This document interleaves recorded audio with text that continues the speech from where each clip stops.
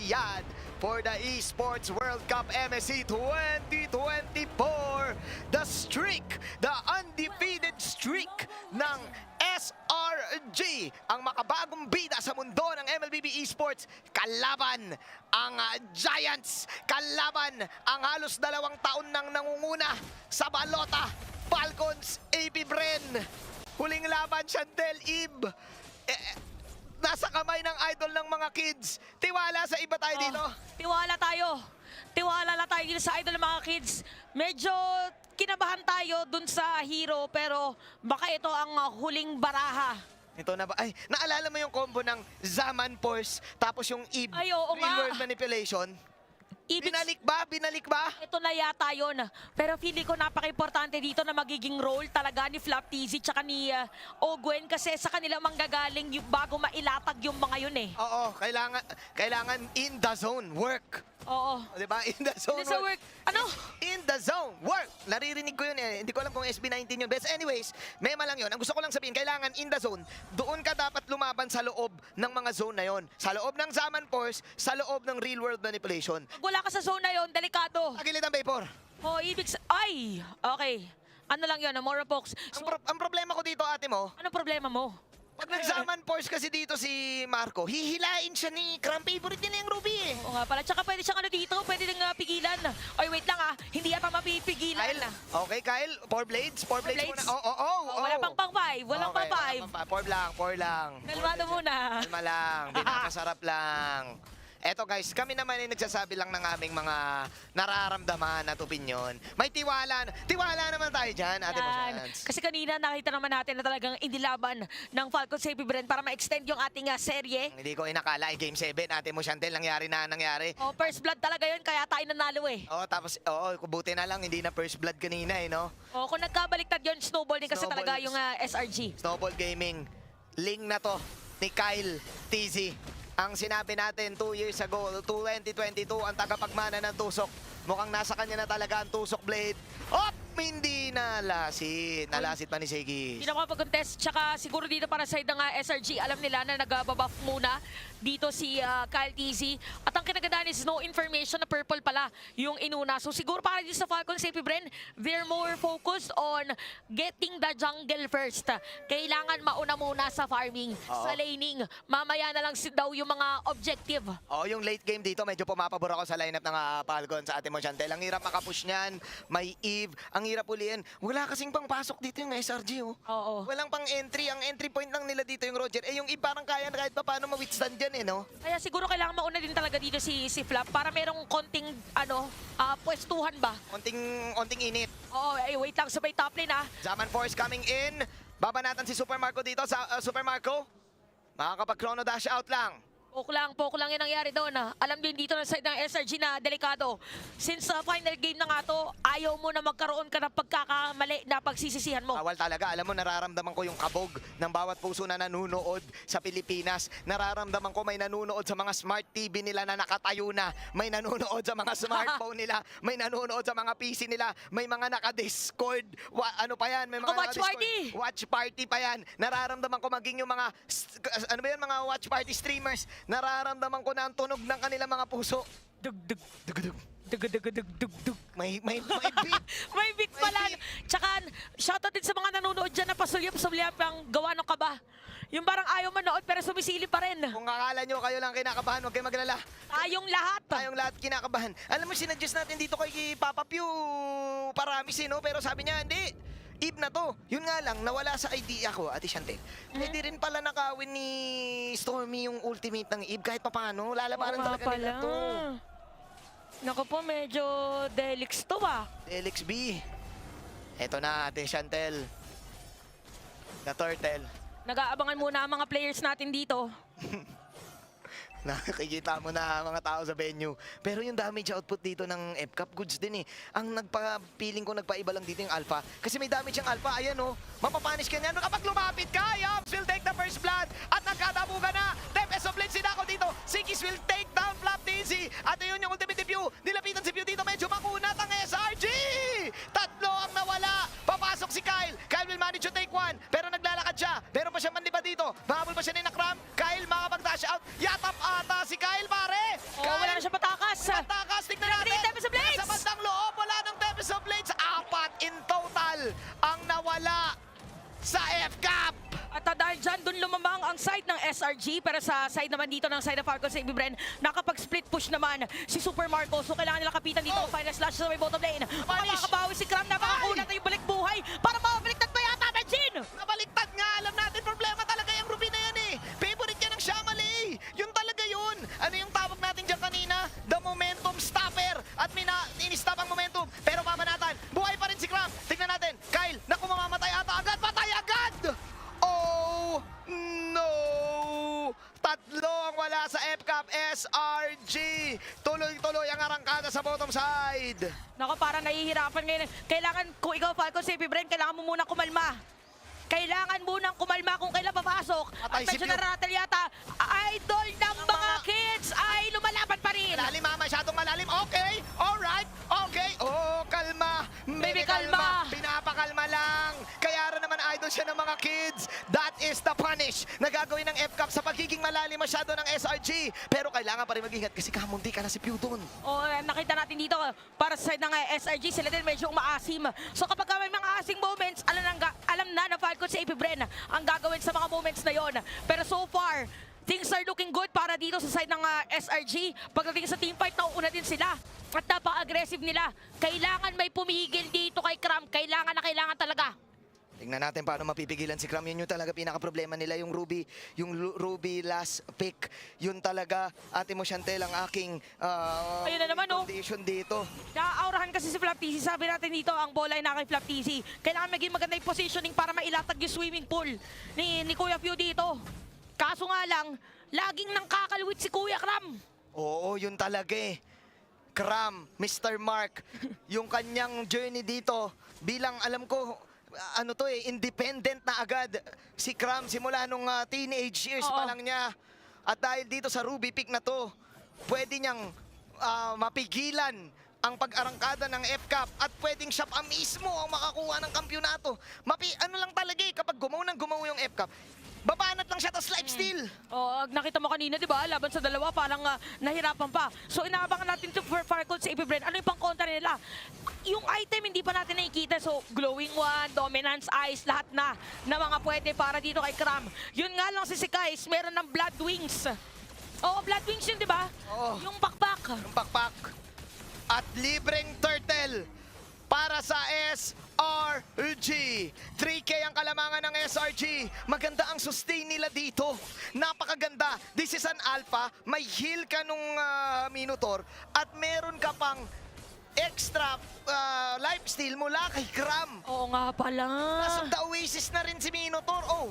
Saka yung ano dito, yung kay Innocent din, yung hero niya rin mismo ay mabilis din na bumabalik yung buhay. So may kita natin ngayon kaya naman para sa ng SRG, sila talaga yung very aggressive. Lalaban nila to. Willing silang lumaban dito. Ano, Okay, Slash? Pompiang. Nilabas ni Marco. Na kay Super Marco ngayon. Ang bola, masasabi ko, Chantel, kasi hindi ganun ka nag-snowball si Kyle. Naging ready dito ang SRG. Open ang link, remember, open ang link. Pero ang ginawa nila, binigay nila ang link. Ibig sabihin, G silang sumagot.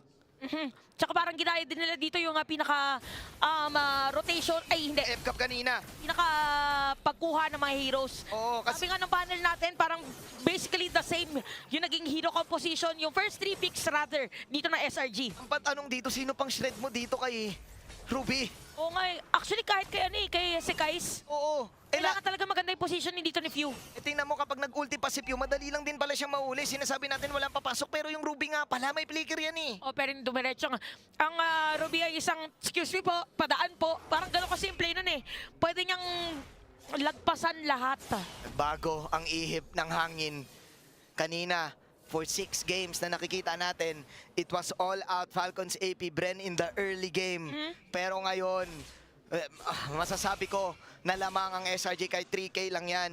It's really hard right now for FCAP to get a pick off. Kasi yun sana ang gusto nilang mangyari. Get the pick, use the Teresa the penalty zone, use the sweep na meron yung Arlot, and then get the burst. Na Oo. gusto nila make space for Super Marco to farm. But the problem right now for SRG, masyado lang talaga din silang makunat. Plus yung damage output nila dito, Chantel, Grabe. kayang tumapat yung alpha damage. Akala mo walang ganap yan, pero kapag nilapitan mo yan, mangangati ka talaga. Oo, tsaka nangyayari dito para si Cram na rin yung taga-setup play talaga nila. Tapos yung pang counter set nila. Hirap Pero na wait ito. lang, ito na yung Lord. Masa-security hindi ba contest ng SRG? Ay, ng Falcon Safety Bren. Libreng Lord.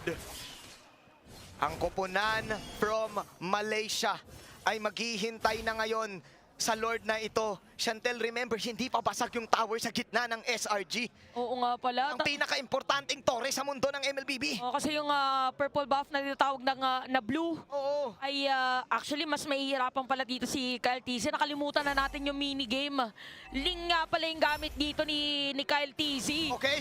Lalaban na lang ngayon ng Conceal. Naglaban na lang sila. Gera na daw to. Upcoming knock-up Oh stream. my G! Yun yung Crab Ultimate. Spew. Nag-ultimate na rin. Nagamit na yung Real World Manipulation. Doon sa mga nagkita, pero Spew is gonna be down. Habang si Cram dire-diretso lang. Marco! Hinahabol yung mga players ni Stormy. Ginamit na yung flicker para mas mapaniin pa. Patay si Marco! Double kill pa rin dito kay Cram. Super Marco na mapaligiran na naabot ng players ng SRG. Double kill para kay Cram. Ang tanong ngayon, double ba to, Chantel? Kasi 30 seconds na palang wala si Super Marco. Basag dito yung Torre. May sabog pa naman to. At level 1 Lord. Meron pa Lord meron pa Lord sa may bottom lane. Oh my club. Pili ko masira yung Torre dito sa may bottom lane. But since this is the first Lord, kailangan makapitalize to ng SRG. Roger to, Chantel. Roger to. Unti-unti lang sinisira dito yung Torre. Nandito Open. si View, pero wala siyang ultimate. Tingnan natin. Pio ang maiiwan dito. Mababurst down ba dito si Flap Easy? Binababa niya lang dito. Penalty zone. Patay. Cram will take the kill. Si Open ay nandito na din. Desperate movements. Wala si Innocent. Pero Ay! buhay pa rin ang apat dito sa F. Buhay pa rin ang apat sa SRG. Magbaback lang muna sila. At wala na rin si Kyle. That is the first Lord of the game. Ganon ka na. Ganon kahirap ang Falcons AB Bren. SRG. Klarong-klaro. Na lamang na lamang. Emphasize lang natin kung bakit napaka-importante na nabanggit na First Lord pa lang yun. Kasi most of the time, pag First Lord, Kaya i-dip. nadedepensahan na walang nasisira. Pero dito sa SRG, kamuntika na nilang matapos yung laban. Ngayon, ito yung nagiging struggle kasi para sa mga players ng Falcon Safety Bren. Lahat ng mga players dito ng SRG, kaya nilang pumasok kahit hindi sila nag-aantayan. Even yung Alpha dito, alam niya na kahit sino, tatalon din pag pumasok siya. Kayang tapatan no? Oo. Kahit sinong tumalon, lalabanan nila kasi nga Ruby to, tas Alpha to, yung sustain, napakalupit. Narinig mo nga kung nandito kayo sa venue, kumakanta na ang fans ng Selangor Red Giants. Kumakanta na ang Malaysia. Grabe yung story dito ng Malaysia. Again, first time nila na makapasok sa Grand Finals. First time undefeated nung regular Yes. season nila. Games lang yung mga natalo nila nung playoffs. 4-2 ang naging score nila noon. And now, proving to everyone na kaya nilang pumalag. It's been a while na nakita natin na umangat ang kanilang region Tama. sa mundo ng mga canon MLBB tournaments. Last time na nakita ko sila na finals ay SEA Games pa sa Sobrang Cambodia. tagal na. Hindi pa yun part ng mga M-Series ha. Okay, so ano dito, kahit ilan sa mga players at look at that, si Ogwen nakakuha na nila. At ito na nga, yata, SRG kinukuha na rin dito yung Lord. At dahil kulang ang Falcon Safety Bren, walang contest, walang sisilip, panibagong kapit na naman sa pagdepensa. Ito na ata, Chantel. Mukhang disisit na nga yata. And now, the end is near. And so I pay. Huwag kang kakanta, Chantel. Gabi na. Gabi na. Usually, pag kinakanta yung kantang yan, may nangyayaring trahedya. May nangyayaring May trahedya. statistics yung kantang yan. Statistics yung kantang yan. Okay, so Oh no, Kyle! Ang sakit na ng damage dito ni si guys. Napakahirap, hindi na Habulin niya. makakapag-cut na minion wave. Usually pag mga ganito, kakat mo na lang. Pero paano ka magka-cut kung pinipigilan kang mag-cut? Kaya ba nilang depensahan ito? Walang spam. May spam ba yung FCAP? Meron. Nasa Eve. Pero hanggang saan? Hanggang kailan yung spam na magagawa dito? Ni Few, ng idol ng mga kids. Ito na yung Synchro Vision. Yung sana Binaban ka rin, natin oy! yun. May hila na naman. Buhay lahat dito ha! Nakikita natin ngayon na meron na Minowas Yuri. Medyo malayo si Yam sa kanya makakakampi. Okay. Just din si Flap TZ. Tapos sa Blades ginamit na. Meron pang Winter Cloud nandito. At final snatch para kay Ogwen. Great swim mula kay Oakley dito. Si Kyle ngayon. Puno ang kanyang pagsakay-sakay dito. At magkuha. Ito na binabalatan si Innocent. Ang yatap ka, boy! Meanwhile si Stormy makakuha ng kill. Habang si Crab tatapusin na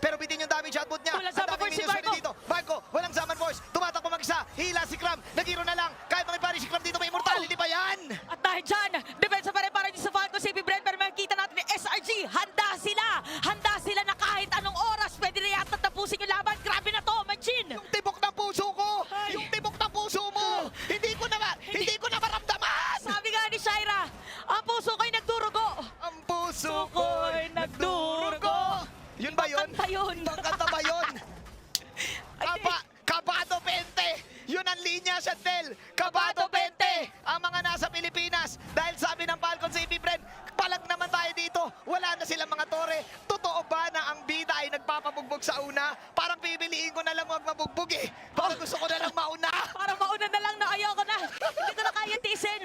Pero yung story ng SRG parang ganun eh.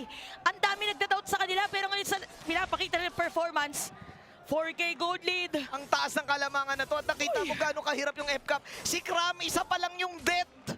Oo nga. May Tsaka, immortality pa. tsaka si Cram, isa pa lang yan. Paano pa pag sumamay apat?